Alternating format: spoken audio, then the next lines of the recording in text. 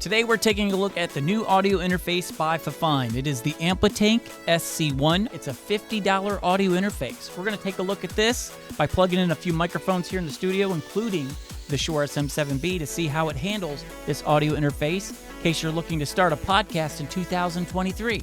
Is it worth the $50? We're going to find out. Today's episode of Level Up.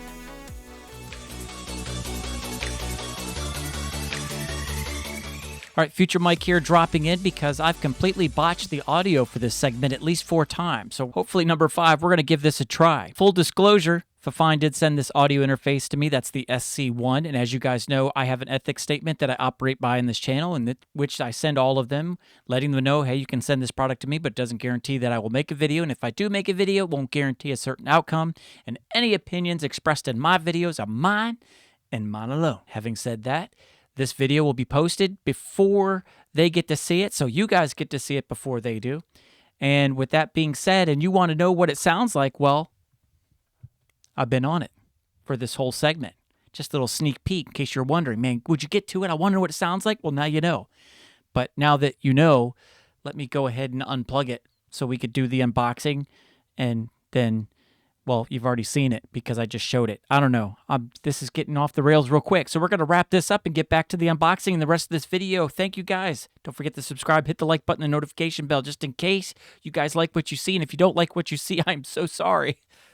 On with the review. Let's go ahead and open the box. So we've got the audio interface right here. It is a plastic build.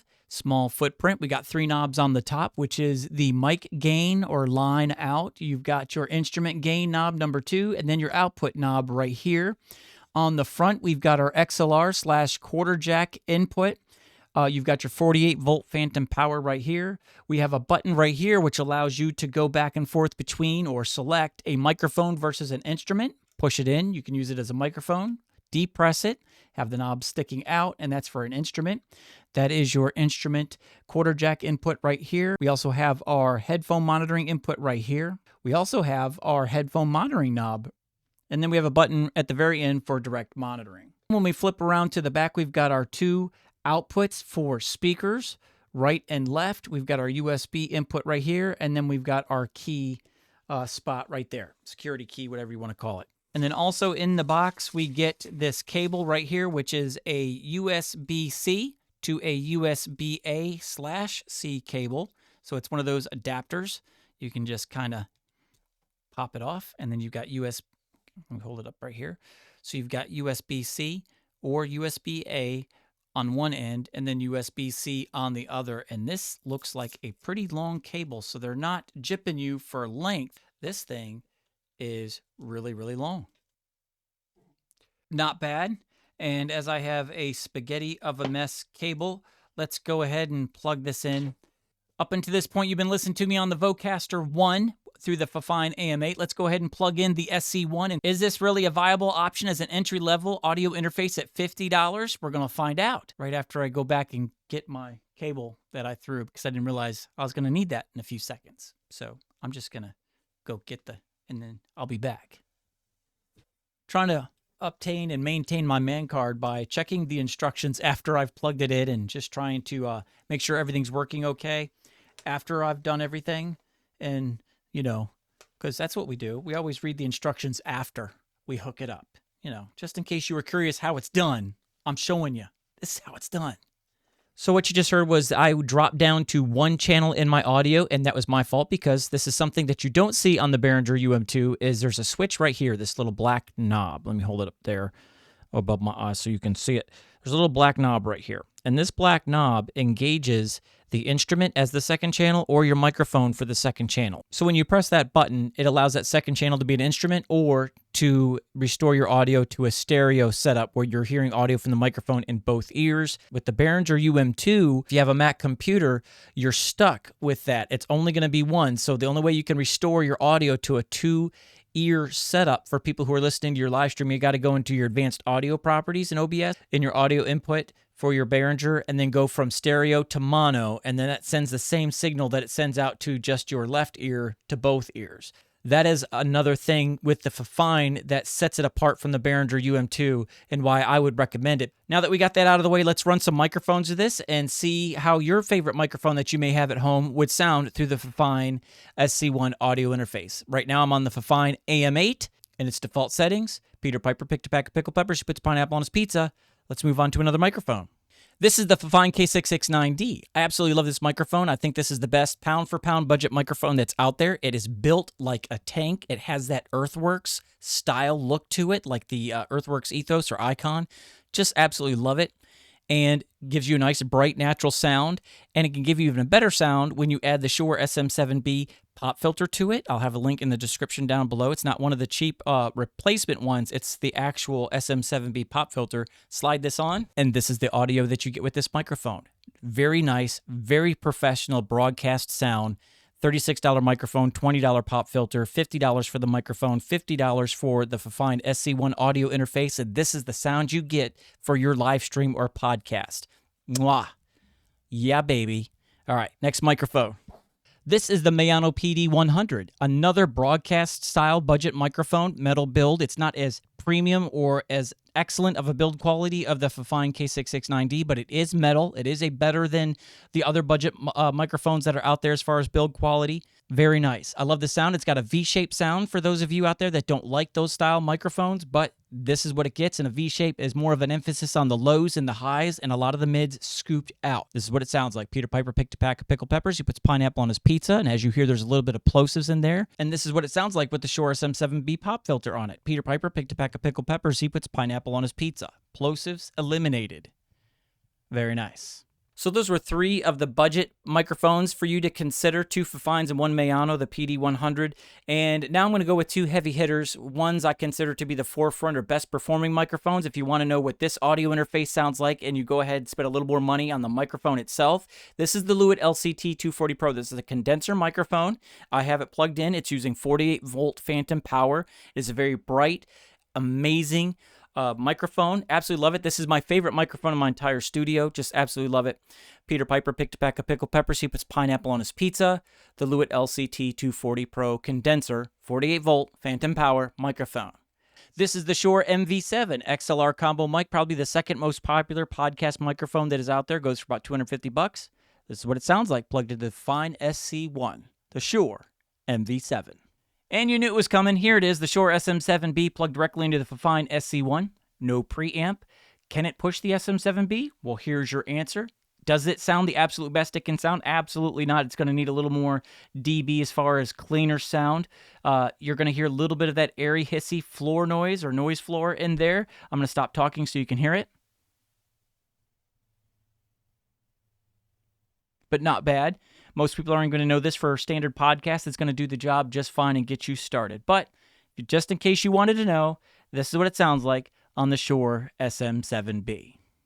And now you're listening to me on the Shure SM57. I'm closing with this one because I think this is probably the most ideal podcast setup if you're doing a live stream and you want to be portable, you want to move around, or you want to do a simplistic setup. An absolute awesome microphone for spoken word. It's what the White House uses when the president speaks at his press conferences. I have the A2WS pop filter with it. It's about $15. $99 for this microphone. Gives you an amazing sound, small footprint, easy to carry, a very simplistic setup with an amazing sound. The Shure SM57, $150 for this setup right here. Not bad at all. My final thoughts regarding the SC1, now that I've had a chance to go back and listen to it, I'm just going to say right off the bat, I am really impressed for what you get for what you pay. So to me, I really, really like this, especially when you put it up against the Behringer UM2, which I think is like the Behringer XM8500, the unicorn of budget microphones out there, handheld microphones. I think the Behringer UM2 has a really good underground following as an excellent starting budget option for an audio interface. But again, this is a PC audio interface. If you use it with Mac, you got to switch it to mono from stereo in OBS. And again, you're able to restore audio to both ears in the headphones, but it decreases the sound quality. With the Fifine SC1, you don't have that problem. It has that little button there for your second channel to switch it between microphone or instrument, and it gives you and restores that stereo sound if you don't want to use an instrument, where the Behringer UM2 doesn't give you that option with Macs. So I love the fact that this performs equally well with Mac as it does PC. Absolutely love it. So my pros are what you get for the price as far as sound quality. Exceptional sound quality at this price point. Not exceptional sound quality, period. I mean, there are better audio interfaces out there that do a lot of amazing stuff. Audio interfaces like the Rodecaster series, the PodTrack P8 audio interfaces out there that are $400 and up. Just amazing. The Vocaster audio interface is just absolutely amazing to me. But if you want the Duo, the 2-channel option, it's like $150 for that. But for $50, I love that I can get this, and depending on whether I got my PC or my MacBook on the road, doesn't matter which device I'm using, I'm going to get the same quality sound on both devices. Absolutely love that. That was my other pro. My con on it is build quality, but I'm not deducting any points for that con because, again, I like what they did with it. All right, we're going to put $50 in this device. Where are we going to excel and where are we going to try and pull back from? This is a device where you're going to set it on your desk and you're going to take care of it because it is that plastic build, just like the Behringer UM2, because you're trying to squeeze every dollar you can to get the best performance. And you're just going to have to do a little bit extra when it comes to maintaining this. Very nice. Very nice. Like it. So who would I recommend this for? Definitely the beginner. This is an excellent option for you to consider to get audio that says that you're serious about your audio and you want to give your listener something pleasant and easy to listen to. It's easy to use. It's cross-platform compatible, MacBook and PC. I know there are other audio interfaces out there in that $50 price point, but I'm just saying for this one, you're not going to be disappointed if you're just starting out. It's 16-bit audio, but that's okay. You're just starting out. No one is going to care about the bit rate for your audio if it's 16-bit or 32-bit or 24-bit. They're not going to matter. All you need to focus on is making your content good and getting it out there and starting a following, and this will do the job and do it nicely. And it'll even allow you to get a more premium microphone to get that sound, and then you can edit and EQ your stuff in post. So there you have it, the Fifine SC1. Absolutely like it. Would I recommend it at $50? Yes, absolutely. You get what you pay for. A lot of bang for your buck, good premium quality. Doesn't matter which device you're using, you're going to be good to go. Those are my thoughts on the Fifine SC1. Thank you for joining this episode of Level Up. My name is Mike Newman. Don't forget to subscribe, hit the like button, and the notification bell so you guys stay notified when future content goes up because it is coming. And until I see you guys in the next one.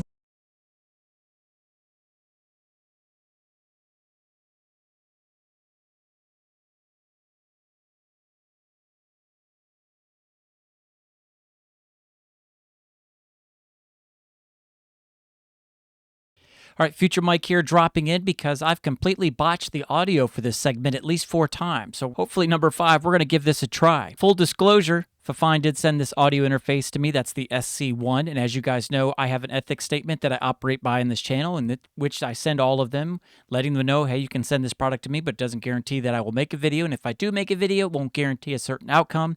And any opinions expressed in my videos are mine and mine alone. Having said that, this video will be posted before they get to see it, so you guys get to see it before they do. And with that being said, and you want to know what it sounds like, well, I've been on it for this whole segment. Just a little sneak peek in case you're wondering, man, would you get to it? I wonder what it sounds like. Well, now you know. But now that you know, let me go ahead and unplug it so we could do the unboxing, and then, well, you've already seen it because I just showed it. I don't know. This is getting off the rails real quick. So we're going to wrap this up and get back to the unboxing and the rest of this video. Thank you, guys. Don't forget to subscribe, hit the like button and notification bell just in case you guys like what you see. And if you don't like what you see, I'm so sorry. On with the review.